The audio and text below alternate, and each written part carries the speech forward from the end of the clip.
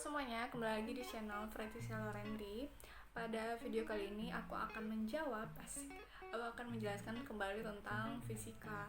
Nah, pada video pertama aku yang menjelaskan tentang tips bagaimana cara belajar fisika dengan mudah, itu ada salah satu komentar yang ingin aku membahas tentang fisika kuantum. Nah, dari sana aku terinspirasi untuk membuat video mengenai fisika kuantum, tetapi tidak secara teori dari awal sampai akhir, tapi aku lebih tepatnya membahas sedikit fisika kuantum yang ada di satu film. Film apa itu? Film Marvel Endgame. Nah, jadi bagi teman-teman yang belum nonton tentang film Marvel, itu aku rekomendasi sih, sebenarnya itu sangat-sangat bagus sekali, tonton aja semuanya itu. Ya, bagi Marveler kayak aku tuh sangat-sangat bagus. Dan sebelum menonton video kali ini, ya diharapkan teman-teman nonton dulu film Marvel Endgame-nya. Jadi apa yang akan aku jelasin nanti itu tuh bisa sedikit nyambung ke teman-teman. Nah, tapi sebelumnya aku mau bilang kalau misalkan pada this is the quite difficult for me to make this video karena ini mendescribe dan tidak hanya opini aku yang ada di sini, tapi ini sebagai kayak gabungan dari beberapa video yang aku watching juga. Terus ada pernyataan juga dari profesor-profesor atau saintis dunia mengenai tentang ini, dan juga tentang teori fisika kuantum yang ada terutamanya ya. Teori fisika kuantum ini dicetuskan oleh Albert Einstein, dan biasanya saintis mengatakan bahwa fisika kuantum adalah sebuah dunia probabilitas. Kenapa? Karena semuanya mungkin terjadi di kuantum ini. Contohnya aja, teori yang dicetuskan oleh Albert Einstein itu atau ya kuantum ini tidak sesuai dengan teorinya Max Planck atau konstanta Max Planck yang biasa kita gunakan di fisika klasik. Nah, itu apa sih maksudnya dunia probabilitas ini, dan kenapa bisa saintis itu tuh mengatakan bahwa ini sampai hari ini tuh masih belum sempurna teorinya? Karena contohnya saja ini terjadi atau eksperimen yang paling terkenal di kuantum itu ada eksperimen celah ganda. Ini eksperimen yang sangat-sangat membingungkan bagi fisikawan tuh ketika elektron itu ditembakkan ke sebuah celah ganda, maka elektronnya sebagai partikel ditembakkan itu, dia itu menginterferensikan diri layaknya sebuah gelombang melewati celah ganda tersebut. Nah, berarti di sini elektron ini tidak hanya sebagai partikel, tapi juga sebagai gelombang pada fisika modern. Seperti itu, sangat berbeda dengan fisika klasik. Nah, kemudian balik lagi kita ke film Marvel atau Endgame. Nah, di Endgame itu pada pertamanya itu ada Ant-Man ya. Ant-Man keluar dari kuantum ya. Kemudian dia jelaskan kepada Black Widow, kemudian Thor dan Captain Marvel kalau tidak salah. Oh, bukan, Captain America ya, if I'm not mistaken. Jadi dijelaskannya bahwa dia itu masuk ke kuantum fisik ya, dan di sana selama 5 tahun waktu bumi. It means dia itu masuk ke dalam kuantum itu 5 tahun yang lalu di jamnya bumi. Kemudian keluar dia itu pada waktu itu dan dijelaskannya ke teman-teman Marvel yang lain. Nah, tapi dia bilang bahwa dia itu di dalam kuantum itu tidak selama 5 tahun. Dia itu hanya di dalam kuantum itu hanya 5 jam. Jadi dia mengusulkan kepada Marvel yang lain bahwa ini adalah tentang fisika kuantum yang berhubungan dengan time travel katanya. Jadi sesuai dengan teori fisika kuantum, maka kita bisa kembali ke masa lalu dengan kuantum fisik dan mengembalikan setengah penduduk bumi yang pada saat itu di wipe out oleh Thanos.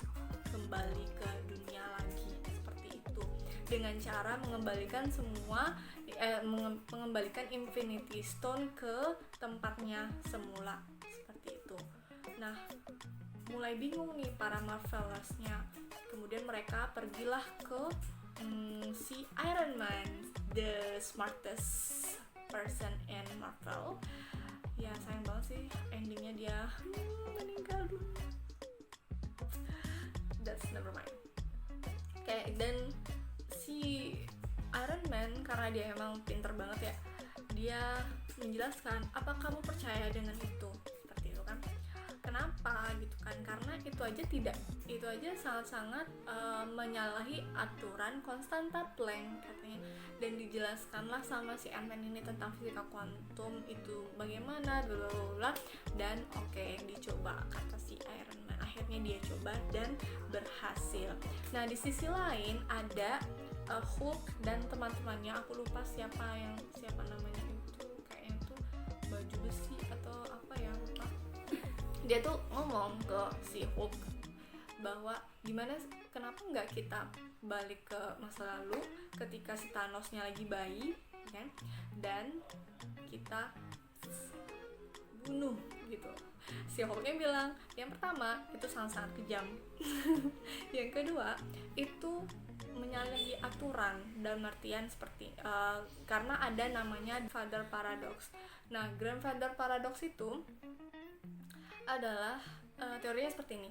Jika kamu pergi ke time travel ke masa lalu, kemudian kamu bunuh ke ayah kamu, berarti ibu kamu nggak ada, berarti kamu juga nggak ada dong. Nah ini yang sangat-sangat dihindari oleh Endgame. Nah, jadi berarti gimana dong?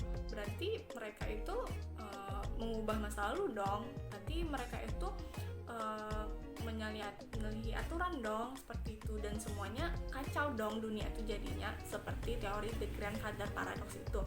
Nah, tapi disinggung lagi sekali lagi, Endgame itu mereka itu percaya bahwa dunia itu merupakan multiverse atau parallel universe yang biasa digunakan oleh Doctor Strange ketika dia seperti ini, nah gitu kan? Nah, itu yang digunakan oleh si Marvel ini supaya tidak menyalahi aturan The Grandfather Paradox tadi, seperti itu. Apa itu multiverse atau parallel universe?